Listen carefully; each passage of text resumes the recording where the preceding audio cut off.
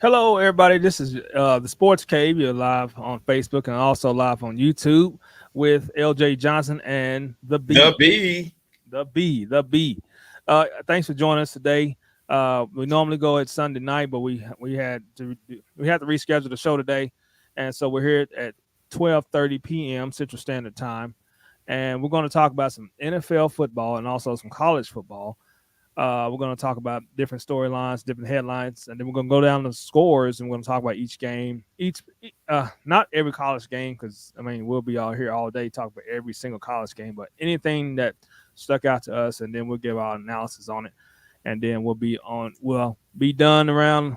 I don't know. We'll see how long the B talks. But Yes, indeed. to recap, to recap, last week we didn't come. I don't want it to seem like I only come up here when the Cowboys win. So last week I had drill, and I couldn't get home in time to do the sports cave. Monday, my wife had some appointments. Some happened Monday, but anyway, I tried to come on last week. Okay, so I don't want everybody thinking, oh, well, He you didn't just want only to. want to He come didn't on want to when come back when on because he already know what happened. no, no, no, no. I tried to come on, man. I tried to come on. Honest truth, I did try to come on, He but tried to come on as to defend himself from the fact that the Cowboys they did win that game that he predicted that they would lose because Dak oh, Prescott Minnesota. wasn't playing on Oh that yeah, day. I thought we was losing Minnesota. Yeah, because that was the last time we did Sports Cave. Uh, we did it right before the game came on. That's right. It was 6:15 and 7:15, Exactly. and huh? Exactly. Right, And but I laughed all night long. man, Cooper Rush, man, he surprised me a lot, and the defense surprised me. But talking about Denver, um, Denver, they just wanted it more than us, and we didn't came out flat. And Dak, in my mind, he was rusty, and he played like it. And it's the NFL. I mean, if you don't come out ready to play, if you don't have it in your mind that you want to tackle, like we didn't tackle at all. Like, how hard is it for a professional athlete to wrap his arms around? I mean, you lift 300 pounds, you bench pressing 300 pounds, you squat. I mean, well, you bench pressing most of them like 250, but you squatting 300. I mean, come on, bro, you getting paid millions of dollars to wrap the guy up, and we just didn't tackle that game for some reason, and or cover the crossing route. We didn't cover the crossing route. We didn't cover the 10-yard out route. Uh, Teddy Bridgewater looked like I mean, you name it. Tom Brady, Aaron Rodgers, Drew Brees, your boy, Pat Mahomes. Last year, Pat Mahomes, not My this year, boy. Pat Mahomes. Well, actually, he looked good last year. I mean, last week. I mean, yesterday. He looked good yesterday. But Teddy Bridgewater, he just open wide receivers everywhere. Um, Kellen Moore did not adjust, and that's what aggravated me a little bit about Kellen Moore doing that Denver game.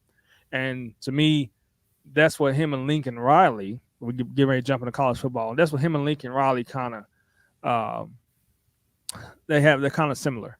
They refuse to adjust sometimes. They design we just do the same thing. And but so let's get into. You got anything to add on that? Because I know you was ready to get me. I just wanted to say that concerning the cow, not just the Cowboys, but any team, just being a former coach and understanding the mindset. Uh, and we can always talk about both of us are both ex-military, which, by the way, I want to thank we weren't here to be able to congratulate and thank everyone who has ever been in the military or still in the military, a veteran, uh, or just even a spouse of a person in the military. Thank you for your service. We appreciate everything you've done to protect and guard our country, foreign and domestic, from all threats against the United States of America. So I just wanted to say that. Man. But with the mindset of having a coach and a military person, I try to encourage people that every game you play it is like a championship game. And what happens is a lot of these cats, especially in these these games where you think that the opponent is a losing team, and you have a few days you spend with the family, you go out and you party, have a good time, you don't work out, you don't have your mind on the game because you think, oh, it's just going to be just Denver, oh, it's going to just be Detroit. That's what happened to Pittsburgh yesterday. You're thinking that because this team is used to I know a losing lot and of Pittsburgh we're fans. just going to go in and run over them. No, it's not. Those people are more hungry. I mean, it's like a hungry dog. You don't back a hungry dog in the corner because you're gonna get bit. And that's the problem that a lot of people, a lot of coaches and players alike, they have is they take for granted the opponent, and that's why you had the result that you had with the Cowboys playing the Vikings at that time. So it's the fact of the matter is that they didn't come game ready because the whole week they didn't put the same game face on during the week, same determination, same mindset, come with the same energy that they would come if they were playing a rival, such as the Eagles or such as like next week the Cowboys are playing Kansas City. I bet you they're gonna come correct. Kansas City won big Yeah, yesterday. we gonna talk about that too. Yeah. But so my whole point is that anytime you play the game, any game, whether it's NFL, NCAA, high school, middle school, it doesn't matter. The mindset of the coach is going to always the mindset of the player is going to always be a reflection of the mindset of the coach. And so that's just my saying on that. So Yeah, I mean, most definitely. Mike McCarthy, he's a Marshmallow McCarthy. I really haven't got a read on him yet. All I do know is when he was with Green Bay, they always whooped us. Always. Well, that's because he had one of the best quarterbacks ever to play. But they always beat us. But Mike McCarthy, he seems like an old school coach. He can run the offense himself. I think he gives Kellen Moore some pointers here and there, but for the most part, Kellen Moore is calling the plays and coming up with the schemes. But let's jump into college football. We won't take any much more time on that because that was last week. So Pittsburgh beat North Carolina. Mac Brown, he's having a down year. I don't know what's going on, but he's doing good at recruiting. But Pittsburgh, they beat North Carolina there. But let's just talk about the elephant in the room because we are Oklahoma City radio station. Also, one more time, you guys, you're listening on Jam City 6 Radio YouTube page and also on our Facebook page. So weekly, this is called the Sports Cave, and we'll be on here bringing to you college football talk and NFL football talk, and we will also get into the NBA as well. But we won't get into it today, but we will the next time. So let's just talk about the elephant in the room. They went down. OU went down to Waco and laid a couple eggs. They forgot to tackle, or if you watch the let me see if I can click into it here. But if you watch the let me go back. If you watch the comments of the defensive coordinator, Alex Grinch, he said it's too late in the season to be talking about tackling. So to me, that just I think he's just fed up with those kids, and he's just like, you know what, I don't know what else to do. I've been trying to get these kids to tackle, and they won't do it. But they didn't tackle. When Baylor did the slant runs, anytime that OU's defensive line had to crash to make a play, to crash and beat a one-on-one block at the point of attack, they did not do it. It's just, and that surprised me because I thought OU's defensive line was talented enough to beat one-on-one blocks, but for some reason they couldn't beat Baylor's offensive line. Baylor's offensive line is pretty good, but supposedly TCU's offensive line is supposed to be better. And I believe that's the game that I went to here in Norman. Well, not here, but in Norman. I went to that game. And, they did a lot better job then. So, but Baylor, they wanted it more. It was a hostile environment. 11 o'clock, OU does not play good at 11 o'clock. I don't know what it is. They do not play good at 11 o'clock. But when it comes to your coaching mechanism response as far as the games and how a team plays, and they take the mentality of the coach. That's how they play. That's basically OU. And I don't think Lincoln Riley is the answer. Uh, I know that's somewhat of a hot take for some people out there because they just love Lincoln Riley. I like him as a coordinator, but as a head coach, I'm not completely sold on Lincoln Riley. Um, he's had enough years to have as much as talent as Kirby Smart on this, not just the defensive side of the ball, but we get 5 stars on the offensive side of the ball more than we do on the defense side of the ball. So nobody in the Big 12, when the OSU's defense is good, but nobody in the Big 12 should be completely shutting down our offense. No one. And it seemed like they was out there playing Madden, right? You know, you call that play on Madden, and you seeing, like, when I play Madden, I'm playing with Dallas, and I'm sending Cooper or I'm sending Lamb on a fly route, and I'm just gonna tap that O or tap square so it can so that can launch it, because I think they're gonna win that because it's Madden. But Caleb Williams, he just kept going back and they did play action, but he just kept throwing the deep ball and throwing it deep. And I'm like, man, just take what the defense gives you. So it was not and somebody else told me something else too. I'll say this, then I'll let you talk. But somebody else told me something else. Every time Lincoln Riley comes off a bye week, or if he has a lot of time to get ready to get prepared for a game, the offense is always lackadaisical. They don't come out and play right. It takes them a long time to get into it. Which then I asked the person, well, what happened to Kansas? And they couldn't tell me the answer. But but Kansas, they just beat Texas. So what is that saying, right?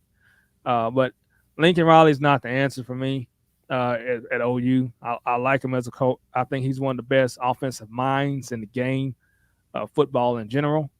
But as far as a head coach, he can't get those kids to come out with a killer mentality every game. He just can't get it. Like, if you can tell Georgia and Alabama and Ohio State, they got that killer mentality. And I know it's he said, well, it's championship November and we never lose in November and all this and that. But there's just seems to be every year where OU has a letdown and they're getting embarrassed or they're doing things that they shouldn't be doing because they're too talented to be, just like getting shut out. And I know a lot of OU fans were upset about the playoff rankings. Oh, we're number 8. How they gonna put us in number 8? How they gonna put us in number 8? Well, bro, you can't get shut out in one half by Kansas. You can't do it. No top 10 team in college football gets shut out by Kansas Jayhawks in one half. No, and look at you can go back to Tulane game, Nebraska. I mean, everybody was mad about Ohio State being where they are in the rankings, but they went to Nebraska and figured it out. They almost beat us in Norman. Maybe should have. I don't know. When you go back and look at the game. And so the committee saw us as fool's gold, and I thought we were fool's gold. I didn't think we were that good of a team. We can be good, but my biggest thing to be is I don't understand why Alex Grinch can't get those guys a tackle, and can't get them to play physical. That's OU's thing, right? Georgia game in the Rose Bowl in the playoffs, gave up 10 yards a game on the ground, not physical enough. Clemson before that, Alabama, not physical enough. When are we going to be physical? We are the school that created the Oklahoma drill. How is the school that created the Oklahoma drill not physical on defense? How? And it's embarrassing. And the Baylor's a good team, but I thought if we lost, it would be like 2 points, like last minute field goal or something. They got a last minute field goal. They did kick a last minute field goal. Lincoln was upset about that. But when I seen his comments, I'm like, dude, well, tell your defensive line to stop the run. Don't let the quarterback run for 40 yards every time he pulls it back on the read option and runs to the left side of the tackle and just goes for 40 yards. Don't give up a 75-yarder to the running back. I mean, I know a lot of OU fans is upset because basically basically the season is over to a lot of OU fans because if we don't win, if we don't go to the playoffs, who cares, right? So it's like there's nothing to salvage, but there is something to salvage, and I'll get to that after you give your response, B. Well, my whole thing with OU has always been in the last few years is the defense itself has never been dominant. I mean, give it that to me, just me, OU basically has a very light schedule as it is. They stay Right, within those parameters of teams that are not really known to really win or have overwhelming offense offensive statistics. And so when it comes to being a defensive powerhouse, you have to be known to have stood up against some powerful teams. I mean, I'll right, take especially someone that has a very solid running game. I remember back in the days, Nebraska used to be the team to beat in this era because they were specifically and mainly a running team. And that would make and for that matter when it was always back and forth between OU and Nebraska during those years, it was because of the fact of the running game, not so much of the passing game. So when they instituted this whole thing where passing attack becomes more of the dominant thing and it makes it more exciting, it's no different than in a karate movie, you know, beating someone with a side kicking them on the leg or whatever.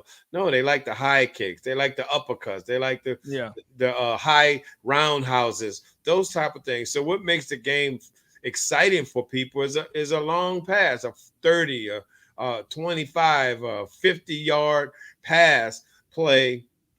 And as a result of that, you have a good game, an interesting game. But to me, OU's line is, first of all, I think that the OU team itself is a very small team. They're not sizable. When you talking about teams like Georgia and Florida and Alabama, hmm, even sometimes now you were before LSU.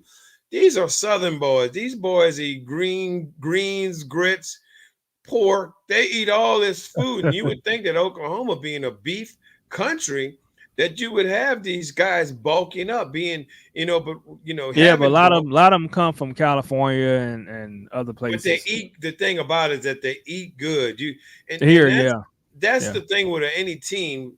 The key to an effective team, one, is the strengthening and conditioning coach. I don't care. You can have a big guy, small guy, but if he is not in condition mentally, if he's not in condition with his emotions, if he's not in condition physically, if he doesn't have the psychological profile, everything, your mind, your emotions, and your body have to be as one. And it takes a person of that caliber that can be a trainer to help them to condition their mind and their body to be in a position and to teach it. Because when I coached football, I coached from a martial arts perspective.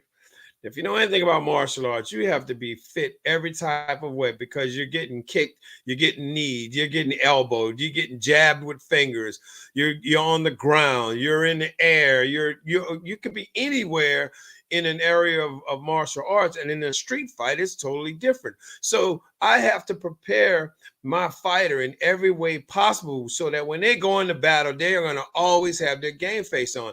That is a person that can condition them mentally, emotionally, and then physically to be able to take on any opponent. And that's not what's happening with the OU team. You have a team that has a reputation of, right. and many people go to OU because of the reputation of winning and the possibility of going to the NFL. But if, again, I've said this before from the beginning of our show, the very first show, a team is only as good or great as the coaches who coach them. And I do not think, I think that Coach Riley, he's missing it on the area. He has anger. He gets to me. I think he's very he has temper problems. These things are very, very, they He affect, smiles a lot. huh? He smiles a lot. He might smile a lot, but you let something go wrong. Yeah, Let him see a penalty didn't go his way. He doesn't have, these things are a fact, but then also your coaching strategy. If he is a coach that is not, he's not used to change or subject to change. If he sees something that's not working, then you got to go another route. You need to always have an alternative route. You need to always have the plan B. You have to have something else, because if the other team, because I think what Baylor did, I think one of the plays they ran is they got a touchdown. The running back ran the ball. The linebacker ran the ball. They scored a touchdown. I think something. I guess the guy was talking about being a linebacker. He ran the ball. Personally, I think they got that about a mistake that was made on one of the NFL games when the guy was somewhere and they threw the ball and the offensive lineman caught it, but he made a touchdown, even though the penalty was called. The play itself, I'm like, wow, that looked like a play that can work. So it was a change. So you have to be subject as a coach to change. You have to be subject and be able to adapt. You need to be able to, come on, you're back. You're losing 10-7. So you bring in the guy who hasn't been playing, who hasn't been really getting the reps, and you expect him to all of a sudden, who already has an attitude problem to me, young man that he has an attitude because you take the starting position away when he's having these comments that are made. These type of things you cannot have on a team. And to me, that's just me, it always goes back to the coaches. So I think one of the things that Oklahoma, and I haven't been happy with Oklahoma this year, because even last year they always during this time they start playing when you're about to lose. No, man, you're known as a team that blows teams away. And so if you have a reputation of winning, that's the reputation you want to keep. Blowing teams out, getting a big, large lead, and I believe because of that reputation and blowing teams out on offense and just maintaining the defense to get the three and out, these guys are able used to that.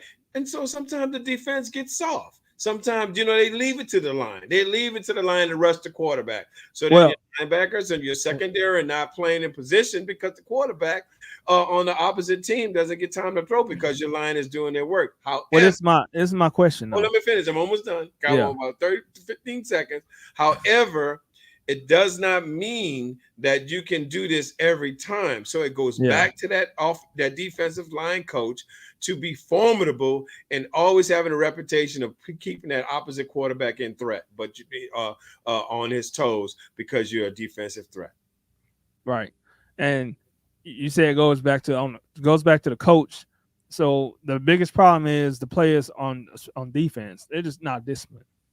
Right. They're just shooting the wrong gap. They just I'm gonna jump this route. And it's like no. So is Alex Grinch not a disciplined person? If the coach is saying that he is, you shouldn't have to keep talking about this. And he said that this week 11, and we shouldn't be talking about tackling. That's what he said. Well, which is true. You shouldn't be talking about tackling. Yeah, but it's more to me. It's like an attitude of that. It's like I've done all I can do. No, you haven't done all you can do because if they're doing the same thing, what's what they call it? What is insanity? Doing the same thing over and over, expecting different results. I mean, come on, really? That's something that's not going on in your coaches' meetings. There's something that's going on. Maybe it's a parent, or maybe it's a booster, or who is keeping them at a certain level where they're not able to get these players in line. Because come on, there's no different than any other team. Why did they come from all these other teams that won and were, when they recruited, those other teams had to have been winning teams for them to get to a team. To me, like OU. And so, like, again, I will always go back to the coach. There's something that they're not doing. They're not instituting, whether it's running, sprint. I have my players do what I call 10-count bodybuilders. A 10-count bodybuilder is 10 exercises in one. 10 moves for one to make it one rep. It's a military exercise. Yeah, it is. 1, 2, 3. Push up. I think when you get down to the front linear rest, that's 5. And then push up 6. And then up 7. And then squat. You jump up into a squat position, that's 8. And then you get up, that's 9, and then you do a jumping jack, that's 10. Exactly. Yeah. 10-count bodybuilders. Most of these guys can't. They've never even heard of that. But I guarantee you one thing: the difference between my players and their players is my players are going to beat your players because they are mentally, emotionally, and physically tough, and they're going to win every time. But they know when Coach Brian comes on, Coach B comes on the field, you better have your act together. I have a series I call "You Make the Grade, You Get Paid." You have your offense and your defense. I'm giving y'all some of my secrets. And that's what you do. It's the offense against the defense. Who's going to win today? And then you have these two ice chests. One is filled with Gatorade. One is filled with water. Who's going to get the Gatorade? Who's going to get the water? You see?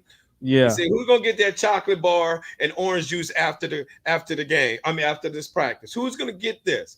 Who's going to get these coupon tickets at the end of the Friday's game? Who played better that when they get these coupons to go to their favorite place, Popeyes or wherever they want to go, you got one night to do it. You get one night to get it, one day to get it, and it's going to be after the game. Who's going to get that? And so it's an incentive, it's a motivator, but at the same time, it is inciting them to constantly have a mindset of a champion. That's my technique. And it works. You reward vigilance. You reward a championship mentality. You reward discipline, and you reward. The bottom line is manifestation. You reward the results. Yeah, well, I think the reward they'll get this year is the Alamo Bowl, and they'll get to go to San Antonio, get to go to the river there, and have a great time. They got some good food there on the river. I mean, I don't know if you've been before, but it's nice on the river. They got the mall right there on the river, and San Antonio, they got Fiesta, Texas. It's too cold for that. They have the mall. They'll be in the Alamo Bowl. They're gonna take these 2 L's. In my opinion, they're gonna lose to Iowa State. They're gonna lose. Let's don't even talk about Oklahoma State. And just like that, I was just about to say that. Yeah. Just like I don't favor the Dallas Cowboys, I don't favor Oklahoma State Cowboys, but I predict they're gonna beat OU. They're gonna beat us twice. Their coach is, I think, with OSU with the Oklahoma State, I think it's really. I've been wanting Mike Gundy for years. Yeah. I've been wanting him to be Dallas Cowboys coach. Yeah, he's a good coach. I like Mike Gundy. And a lot of Oklahoma State fans is tired of him. They've been wanting to get rid of him and stuff. I'm like, man, that guy's awesome. I don't know why you want to get rid of him. He never get 5 stars. Well, never gets 5 stars. I think a lot of it has to do with recruiting. I think it's a recruiting thing. It's just the right guys, but he don't get 5 stars. Yeah, he got them boys playing. I mean, just like Baylor too. Baylor, they don't get 5 stars, but the Baylor coach was. Well, I say that just like OU is just like the Dallas Cowboys. Everybody's seen them, and so popularity wins the prize. That's what you got. No, that's not what I'm talking about. Man. I'm talking about he's taking these lower rating as far as the high school recruiting. You got a 2-star and a 3-star and a 4-star. He's taking 2- and 3-star players every year and having them in contention for a conference title every year. And this year, playoffs. And I still think it's popularity. That was 2000. What year was that when they went to the Fiesta Bowl? I think 2012. Who's that? OSU. I think they was about to go to the national championship that year. So Mike Gundy, he is one of the best coaches in the country. I mean, in my opinion, he's up there. He's a great coach. But I don't think he's that popular. He's not there. He's not Nick Saban, but he's I can't say Dabo either because Dabo has won multiple championships. But underneath those guys, Mike Gundy's there. So he's under that next as a coach, he's a great coach, but I think that he's the best coach in Oklahoma. I think that he they won in 2012 too. They won the Fiesta in 2012. Yeah. So I think that he's a great coach. I think he's an awesome coach. He's a formidable coach, but I don't think he gets the points or the stars because Oklahoma State is not popular. OU is a popular team, just like Alabama is popular. LSU is popular. Only when Peyton Manning was at Tennessee was Tennessee popular. So it's almost like when I say in film, people don't go see the movie; they go see the stars. It just happens to be it could be a crummy movie, but the stars in it, people still going to pay that money to go see the star, to see the star. And I just don't think that uh, that the OSU coach gets Van Gundy. He doesn't get the popularity points. He doesn't get the popularity stars, even though he's a winning coach. He's a great coach. I think he's a great coach. Like I said, I grew up with OU. I grew up from OU from a long time ago. Right. JC from back with JC Watts. My cousin Louis Oubre played for Oklahoma. We went to the same high school in New Orleans. He blocked for Billy Sims. I knew Billy Sims from OU because they was the two guys that I partied with when they came back from one of the weekends of one of the seasons with OU. That's how I met Billy Sims, and from there, as a young teenager, he became, as they say, my idol. That I followed OU all the way to this day because of that. So you like that barbecue? Man, New Orleans is the barbecue, man. You don't have listen. We don't want to go there. We don't even. We don't want to go there. We don't want to talk about OU, Oklahoma. New Orleans is not. I don't want to have no haters in Oklahoma because it's Cajun food, bro. I don't want to. Man, let me tell you. Now. Don't do that. Don't do that. You gotta go to Memphis. You gotta go to Kansas City. You gotta come here before just because you got barbecue sauce on it, before you can go below Texas and all that stuff. I mean, Texas. Texas barbecue. Texas is a place. I know Texas is a place, but we talking about OU. Oh, you talking about? You say I was talking about Oklahoma. As far as barbecue, Oklahoma, we got Texas. You gotta go to the butcher in Wellston. The butcher. It's called the Butcher in Wellston. But Billy Sims is kind of I don't know how we got on this, but maybe because I'm hungry. But Billy Sims is a big chain place, and it's kind of it's just like Jim's barbecue, Jim's chicken. But yeah, man. Oklahoma State, they are going to go to the playoffs, in my opinion. I think so. I believe they got a good team.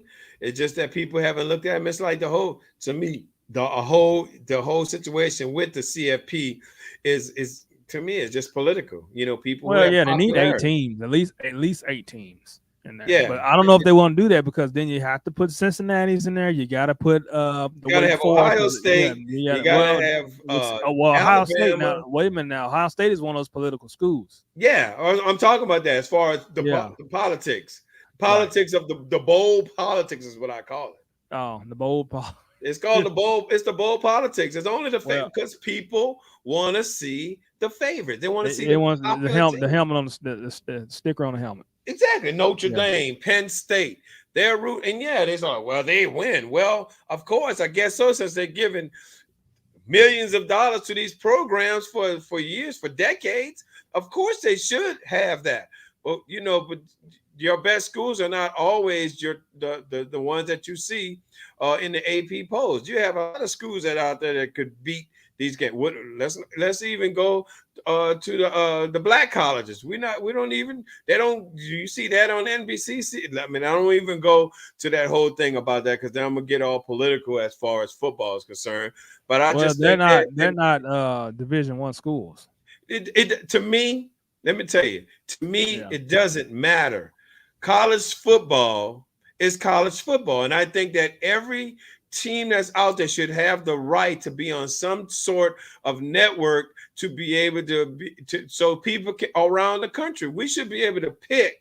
I believe that they should even have a football station, that a sports station that a person that is a subscriber could pick the schools that they want to see and not let the networks pick out the schools. It's political to me. Well, they got.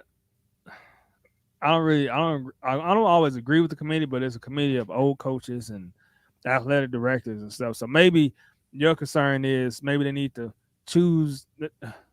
change the people that's on the committee or put more people on the committee.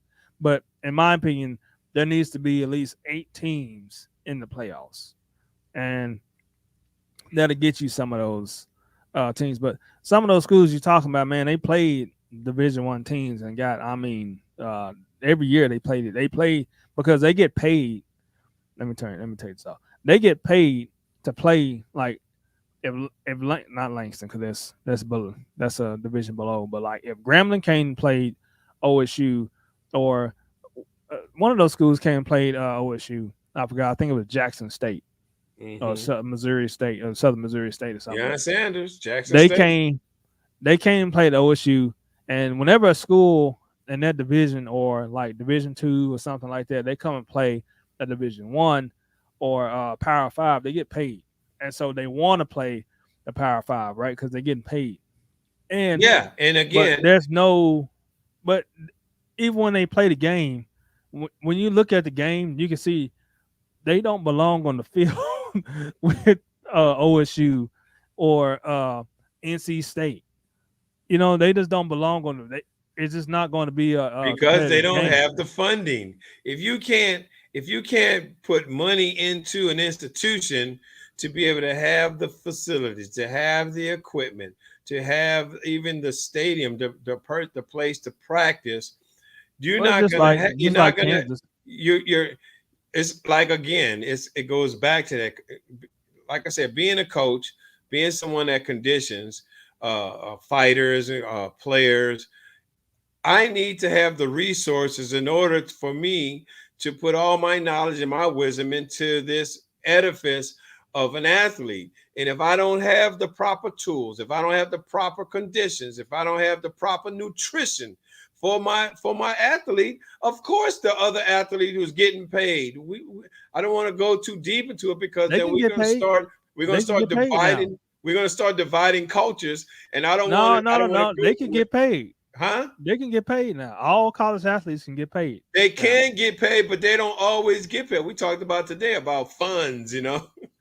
No, they can get the NIL. What is that? I think that's what it's called. This is what I think. They can make money now. This is just me.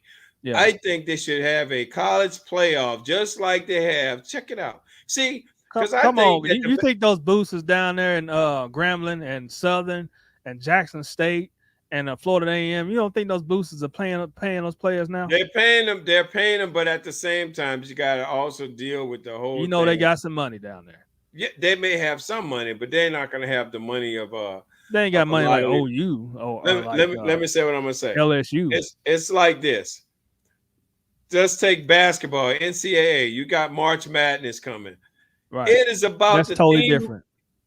This is my point. My point that there should be no differential because you got them same division schools playing for them in March Madness to get to the Final Four, to get to the championship. So there should be any schism. There shouldn't be any division. There shouldn't be any difference between the NCAA F and the NCAA B. As far as sports is concerned, because then you start to, if you say, well, that's totally different, that's why it's totally different. What because it goes back to what I said earlier. The talent pool is popularity. What's more popular? The United States of America is a contact sports nation. We love contact, and football has become the most formidable, accepted form of sports entertainment in the country. Not basketball. Basketball is tolerated, but football is totally embraced and accepted. You have more men that watch football than they watch. Let's do the poll. Let's run a poll. No, so right now at 1:11 p.m. on the Sports Cave, you are saying the B is saying. I just want to get this on record. You're saying me on this. You're saying that Grambling should be in the playoffs if they go undefeated. If they go undefeated. I say that Grambling should have the opportunity. Okay. Should have the opportunity to be in the same running as any other SC. The SWAC, the SWAC, the SWAC league should have the same opportunity as the SEC. Okay. That's my statement. Okay. So are you saying if they had the opportunity, you think at some point? Also, are you saying if they had the opportunity, they would get the players?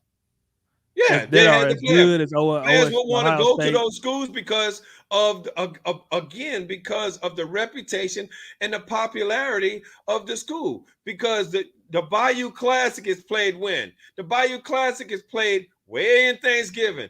It's way at a time, and it's the Bayou Classic. Why? Because it's only African American schools. You're not going to see Wichita State or Kansas State at the Bayou Classic.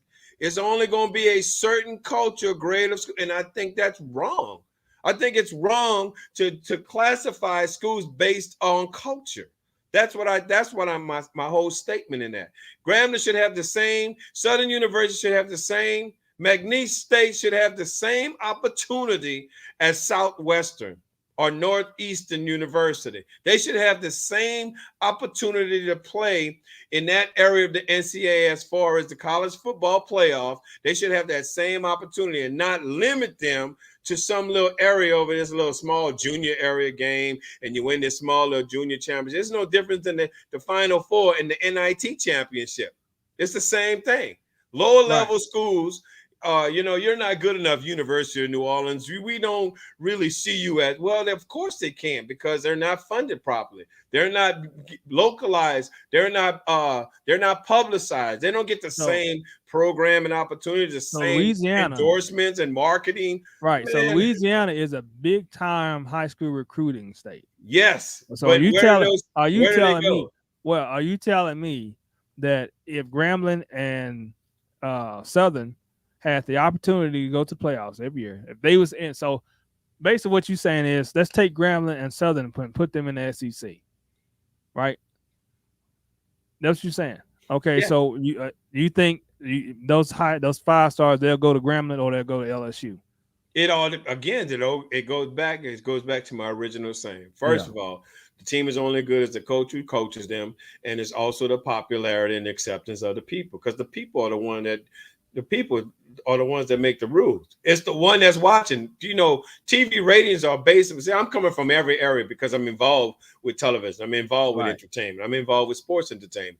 So people only go to or embrace only that was publicized. See, word of mouth is the biggest promoter. So if you don't see it on TV, most people won't hear.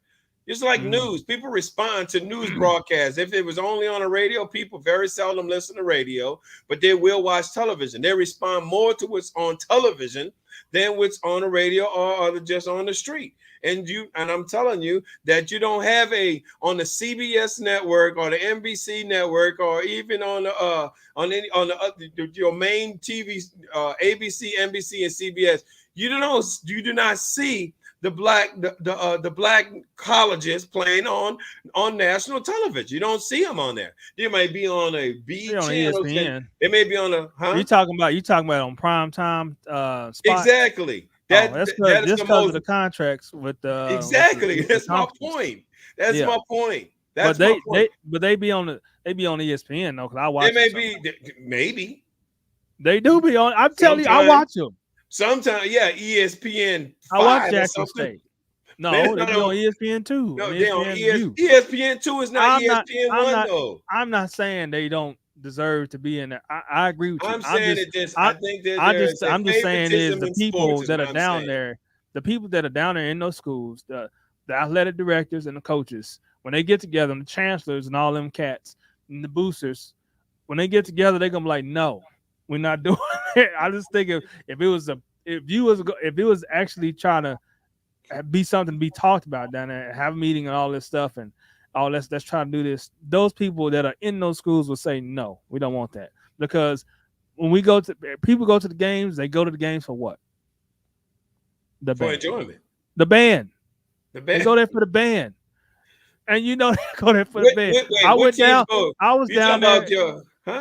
I was down there in Grambling, Prairie View, down in Cotton Bowl in 2007, looking at that, and it was all about the band. I was trying to watch football, but everybody got up for the band, and I'm like, but it's not, he just scored a touchdown. But it's not. I'm talking about the country, because even in the college football players, college football teams that are on television on the different networks, the band still goes out. They still have the halftime. Yeah, but nobody cares. Not as much as they used to, but Florida A&M But during the playoff, I mean, during Yeah. the bowl games, they show the band, they feature the bands, but on the general, they don't show it on the regular television. Okay, I'll give you an example, and then well, we agreed and we're disagreeing. We got to get the We're poll. in We got to agreement, get disagree. people to call in. Yeah, yeah. You guys, Well, you guys send in your opinions. yeah, Send your yeah. Let us know opinions what you into the think. meeting. Let us Let know us what you see. think. Should the SWAC and you know all the different names. Should the Black College University conferences be included in the college football playoff? That's the answer today here on Jam on KC 86 Radio Facebook page and also the YouTube page. We got to get to the playoff ranking predictions real fast. Your top 5. Well, let's so Oh, you let's talking go about- top. you Let's talking go. about Let's go top college? 15. Go top 15. This is Man, on the college Sooners football went down to news. 13. That's messed up. So number 15, Wisconsin Badgers. That's pretty. That's okay. They doing a lot better. BYU, the future Big 12 school, at number 14, and number 13, blah blah blah. At number 12, at number 12, Ole Miss. Ole Miss, SEC. At number 11, we basically just they only moved them up one spot. Okay, I got it. Baylor Bears. Number 10, Wake Forest. Number 9, that's this is a prediction. This is not the actual rankings, right? So Notre Dame number 8, number 7, Cincinnati Bears, Michigan State number 6, number 5. I have no idea why they have Michigan above Michigan State when Michigan State beat Michigan. That makes absolutely no sense. It goes back to what I just said. Yeah. But popularity and what Michigan has been terrible. Michigan is more accepted. It's an accepted team based on the popularity of these people who make these decisions. If you're talking about that, this is the most accepted team across the the world.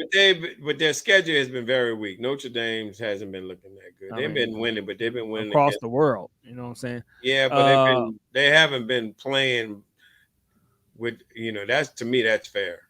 Ohio State Buckeyes number 4, Oregon Ducks number 3, and Alabama Crimson Tide. I think this is fool's gold. I think they're gonna lose them. I think they're gonna lose at Auburn, but Georgia Bulldogs, they're gonna win the title anyway. So who cares? I think Georgia's gonna win. Let's go move to the NFL, guys. Breaking news: if you haven't heard, Chase Young, defensive end for the Washington football team, is out for the season with a torn ACL. Let's go over the scores. You want to go to the scores? Okay. You think Baker Mayfield has out for the season because he just not good? I think he's mentally. He may be mentally out for the season. Well, he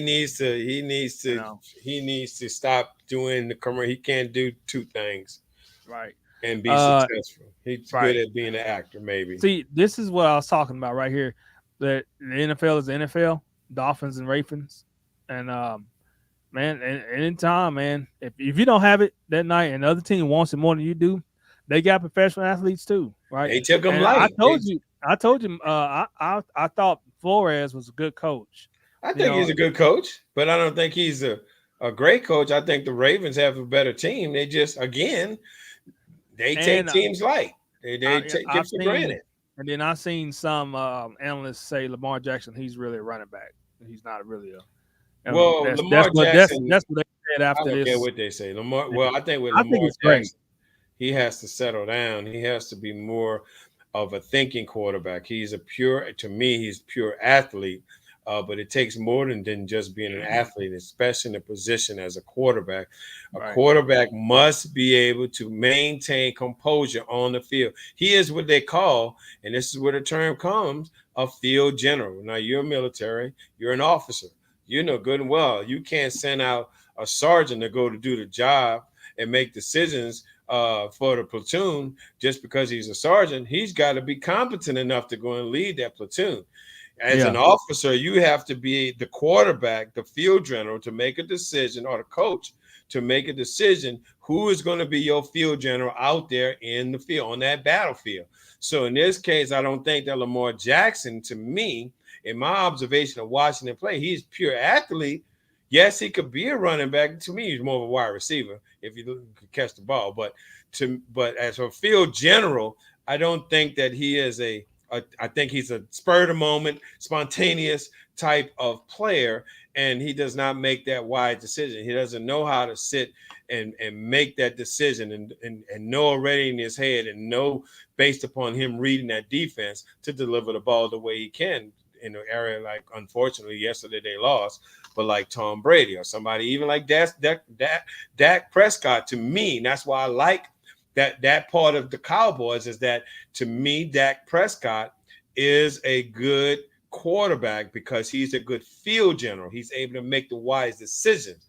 That guy to me is an ultimate. Yesterday, he did this yesterday. I saw certain parts of him that this guy is phenomenal. And if he continues to get the building blocks around him, and to me, I think he needs another running back that can help him because he already has the offensive weapons and the receivers. I got something for that after you get he done. needs better running backs.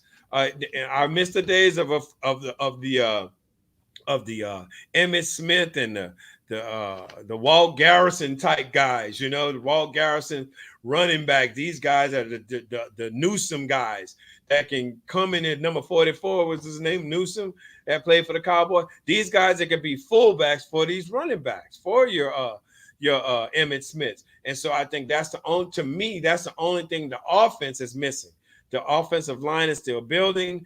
You have, the running back right now, Zeke is okay, but I think he's been getting hit a lot, and he doesn't look like he's, really wanting to play all that. He's a good player, but he needs to have a blocking back. It doesn't take anything away from him. I think that he needs help in that backfield. But going back to the Ravens, I think. Oh my God! You just say he can't block. See, I was gonna let you go. No. I'm not saying he can't block. I say he needs a blocking back because he's the premier fullback.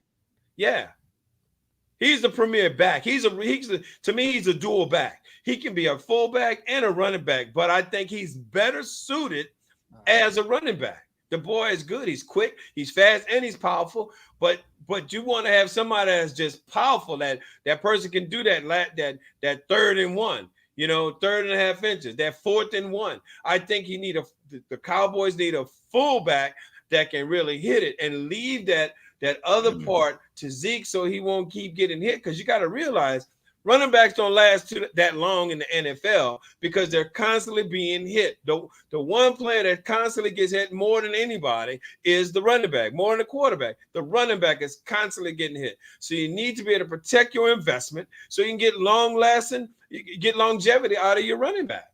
That's just me as a coach speaking.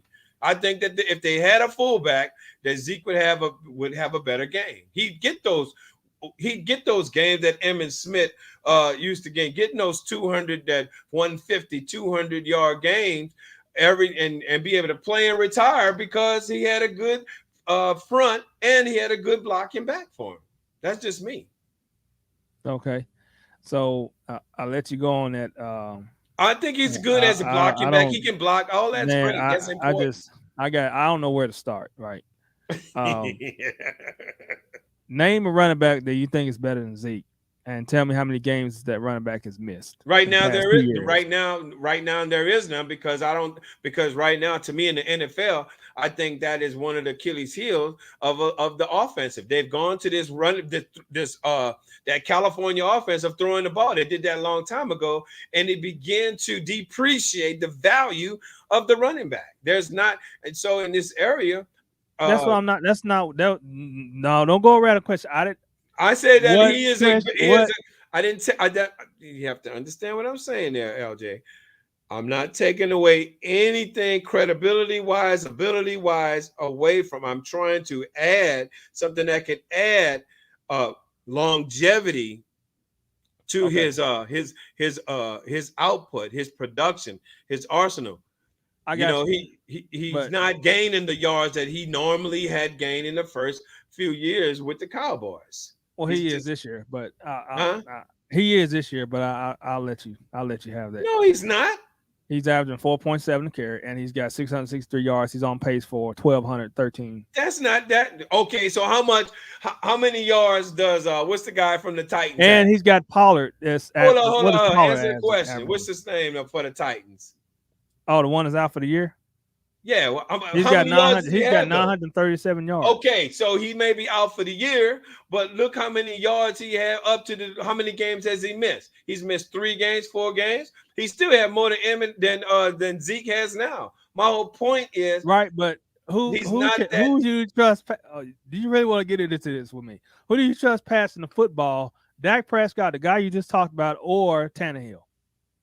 I already told you I like that. Okay, so are they with Tennessee? If they I had didn't say Dak anything bad Prescott, would about they be Dak. running the ball more than they are passing? You're just being a B hater now. And They got a lot of your, people who hate B's because hey, when they hear the bee buzzing, hey, when they hear the bee buzzing, they thinking that it's danger, danger. They thinking about the stinger of the bee.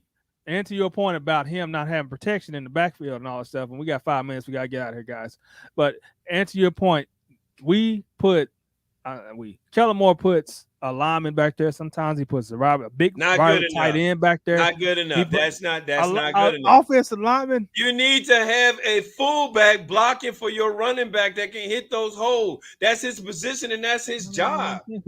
His position of the fullback is to block for the quarterback, block for the running back, and gain those needed yards. That's not. You don't want to give a lineman. A lineman can block for a running back, but that's not his principal job coming in the backfield to block for a running back. Oh, you already want to have a fullback in the backfield blocking for your running back. Yeah.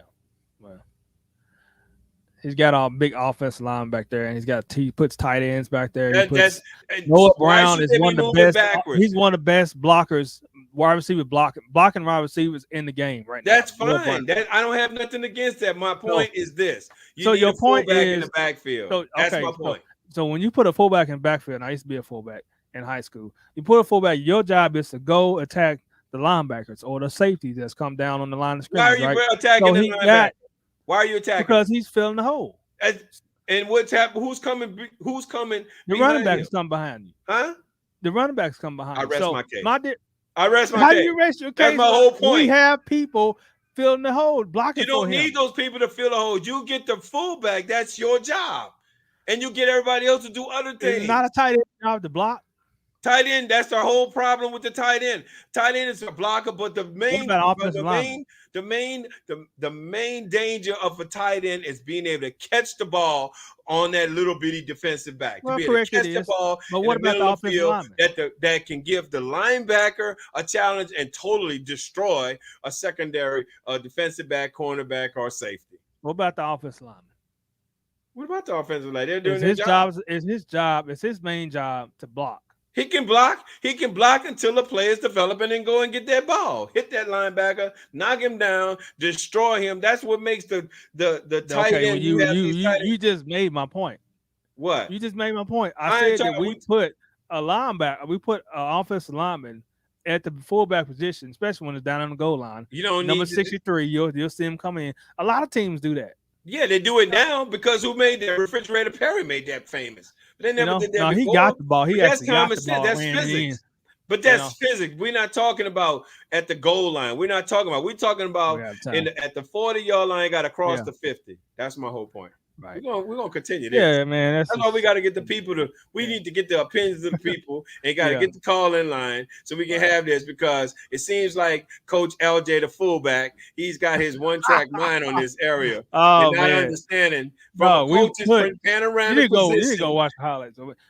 On a lot of Zeke's big runs, there's somebody blocking ahead of him. Yeah, of course. That's part of it. I'm talking about from the initial snap of the ball. There's somebody there. You answer that somebody question. There. The fullback goes to get the linebacker who is he blocking for? The running back. Boom. End of discussion. You're correct, sir. I want you to tell me how many teams has a fullback in the NFL. Well, go find that out, please. Y'all let us know what y'all think about this discussion, about this episode on Sports Cave. Anything we talking about, y'all can hit us up at jamokc86@gmail.com or on Facebook or on Twitter. I keep messing it up. Not on Twitter yet, but on Instagram at JamOnQC86 Radio. B, you got anything else to say? We got about 20 seconds. Hey, I just want to thank everybody for tuning into us today, and know that LJ and I, we're great friends. We don't we're not enemies. It's just that he thinks that we will be enemies on Sunday, though. Yeah, only when Dallas plays the Kansas City Chiefs, who is my AFC team. So we'll talk to you next week. I hope you guys have a wonderful, awesome, prosperous, and productive week. And this is the B signing off. All right. Love you guys.